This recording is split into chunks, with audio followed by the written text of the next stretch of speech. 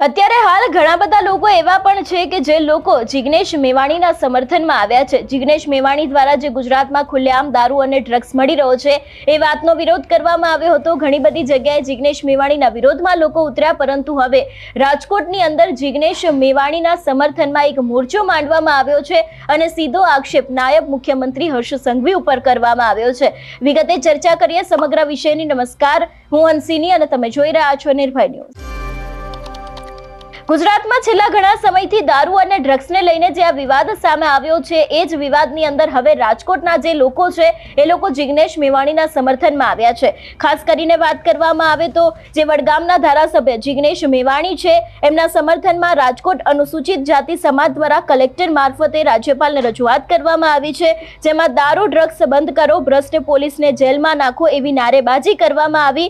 તો 8 પાસ ગૃહમંત્રી હર્ષ સંઘવી છે તે મેવાણીના અવાજને દબાવવા માટે પોલીસ પરિવાર અને બુટલેગરો મારફતે રજૂઆત કરાવે છે તે નિંદનીય છે એવી પણ વાત છે તે લોકો દ્વારા કરવામાં આવી છે। સૌથી પહેલા તો જે વિરોધ કરવામાં આવ્યો હતો અને એ બાદ આવેદન પત્ર આપીને જે રજૂઆત કરવામાં આવી હતી એ દ્રશ્યો ઉપર પણ નજર કરીએ।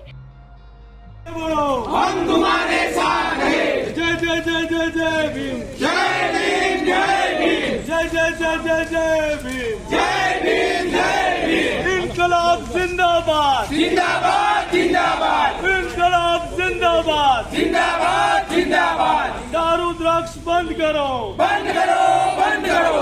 दारू ड्रग्स बंद करो, बंद करो, बंद करो। बस पुलिस ने जेल में नाखो, जेल में नाखो, जेल में नाखो। बस पुलिस ने जेल में नाखो, जेल में नाखो, जेल में नाखो। जय जय जय जय जय भीम, जय भीम जय भीम। इनकलाब जिंदाबाद, जिंदाबाद जिंदाबाद।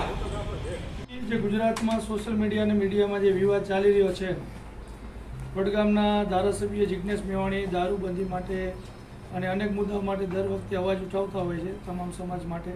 થરાદની અંદર પણ એમને એસપી કચેરીનો ઘેરાવ કરીને કીધું કે ભાઈ લોકો પબ્લિક તમારી પાસે આવે છે, લેખિત મૌખિક રજૂઆતો કરે છે તો ડ્રગ્સ ખુલ્લેઆમ વેચાય છે, લોકો દુકાનો બનાવીને ડ્રગ્સ વેચે છે હોટલો કરીને, તો કેમ કરતા નથી? તો ગુજરાતના ગૃહમંત્રી બરાબર જે 8મી પાસ છે એ ગાજવાને બદલે ગાજવા મળ્યા અને એ વ્યક્તિ પોલીસ પરિવારને બુટલેગરનો દુરુપયોગ કરી અને જિગ્નેશ મેવાણીનો વિરોધ કર્યો, આવેદનપત્ર દેવરાવ્યા અને આવું બધું કર્યું। જ્યારે સામાન્ય લોકોને રેલી કરવી હોય તો પોલીસની પરમિશન લેવી પડે અને પોલીસ પરિવારને બરાબર જિગ્નેશ મેવાણીના વિરુદ્ધમાં રેલી કરવી હોય તો કોઈ પરમિશનની જરૂર પડતી નથી।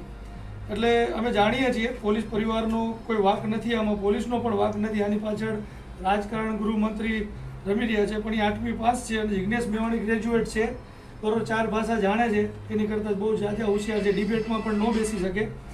એટલે આ મુખ્ય કારણ આનું એ છે કે બીએલઓની જે કાંઈ ભરતી બીએલઓની જે કાંઈ અત્યારે વિવાદ ચાલી રહ્યો હતો, લોકો આત્મહત્યા કરી રહ્યા હતા, વિરોધ કરી રહ્યા હતા જે શિક્ષકો, એ મુદ્દો દબાવવા માટે ગૃહમંત્રીએ આ પોલીસ પરિવારનો દુરુપયોગ કર્યો। બાકી આવા જિગ્નેશ મેવાણી અનેક વખત પોલીસને સરકારને આડે હાથો લીધા છે, નો બોલવાના ઉગ્ર શબ્દો બોલ્યા છે, ત્યારે ગૃહમંત્રી કેમ વિરોધ ન કર્યો?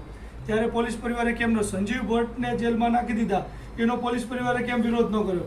બરાબર, પોલીસને જે આ સરકાર કે જે ગૃહમંત્રી એટલા બધા પોલીસ પરિવારને વાલો લાગતો હોય તો હેડ કોન્સ્ટેબલનું યુનિયન કેમ બનાવવા દેતા નથી? બરાબર, અમારી એને ચેલેન્જ છે, તમને પોલીસ પરિવાર આટલો વાલો હોય તો તમે મહિનાની અંદર આ લોકોનું પોલીસનું યુનિયન બનાવીને બતાવો, કોન્સ્ટેબલનું ને હેડ કોન્સ્ટેબલનું।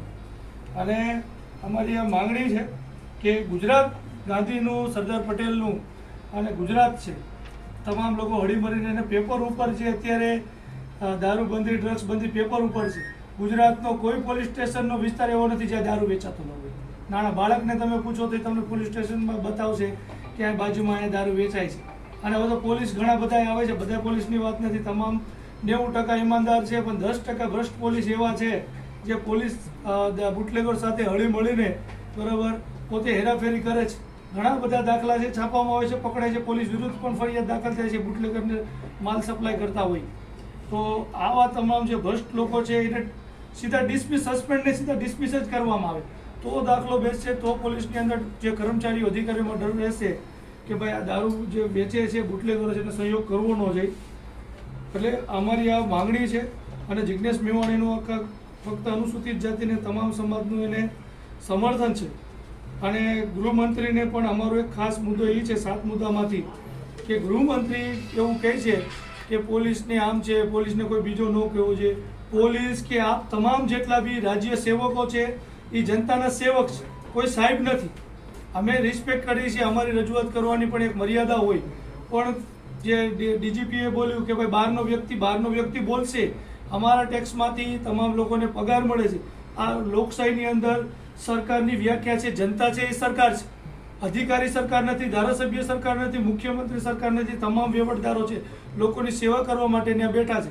તો આપ લોકોની સેવા કરવા બેઠા છે, આપનો ક્યાંય વાંક આવતો હશે તો જનતા બંધાયેલી છે તમને રોકવા માટે, ટોકવા માટે.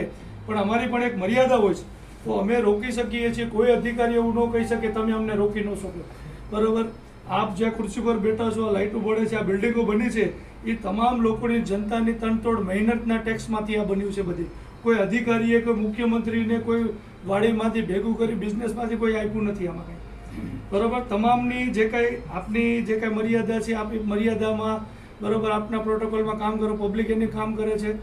તો આ તમામ બાબતો ધ્યાન રાખી જનપ્રતિનિધિ આવે, લોકો આવે, તમામ લોકોને આપણે સાંભળતા. લોકો તમારી પાસે પોલીસમાંથી આવે, આપની પાસે એક અપેક્ષા લઈને આવતા હોય, તો આપણી અપેક્ષામાં જે પૂરી થાય તો ઠીક છે, ને તો સાંભળી લેવા. આપ કેમ અત્યારે અમારે સાંભળી રહ્યા છે તેમ સાંભળી લેવું છે. હવે અધિકારીઓ સારું કામ કરે છે, કલેક્ટર કરે, એસપી કરે, પણ આ લોકો રાજકારણ ગાલીને અમને ખબર છે તમે કામ કરવા માંગો છો, પોલીસ પણ કામ કરવા માંગે છે, પણ આ જે ભાજપના જે મનુવાદી લોકો છે, જે મંત્રીઓ છે, એ ક્યાંક ને ક્યાંક દબાવે છે કે એને ખબર છે એ લોકોને હપ્તા ઉપર સુધી પહોંચાડવા હોય. ગુજરાતની અંદર બીજો કોઈ ધંધો નથી. બરાબર? આ દારૂબંધી ઉપર જ ધંધો છે. બરાબર? ઓલા એક ભાઈ પત્રકારે કીધું હતું કે ભાઈ ગુજરાતમાં દારૂબંધી બંધ થઈ જાય, બરાબર, દારૂ બંધ થઈ જાય તો બુટલેગર કરતા પોલીસ તડપીને મરી જાય. બરાબર? પણ એ 10% જે ભ્રષ્ટ પોલીસ છે એની વાત છે, સારાની વાત નથી.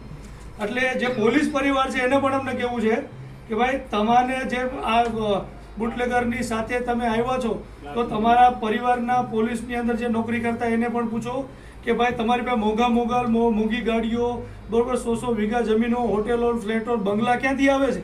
આ પોલીસના પગારમાંથી ન આવે. બરાબર? તમામ જેટલા પણ છે આપણે જોઈએ છે ગુજરાતની અંદર નકલી પોલીસ, નકલી કલેક્ટર, નકલી કોર્ટ, નકલી જજ, નકલી વકીલ, કોઈ બાકી જ નથી નકલી કંઈ બનવાનું. તમામ પ્રકારનું બધું નકલી બન્યું છે. એ રોકવાની બદલે આ જે લોકો લડે છે, જે બોલે છે, એને દબાવવાના પ્રયાસ છે. કોરોના પછી લોકો અત્યારે ધંધામાં બધા વ્યસ્ત છે એટલે નીકળી નથી જતા, આવી નથી શકતા, પણ જે બોલે છે એને તમે દબાવવામાં, ને તો જે નેપાળમાં થયું છે ને અહીંયા થતા વાર નહીં લાગે. આટલી અમારી રિક્વેસ્ટ છે, અમારી માંગણી ત્યાં સુધી પહોંચાડવી.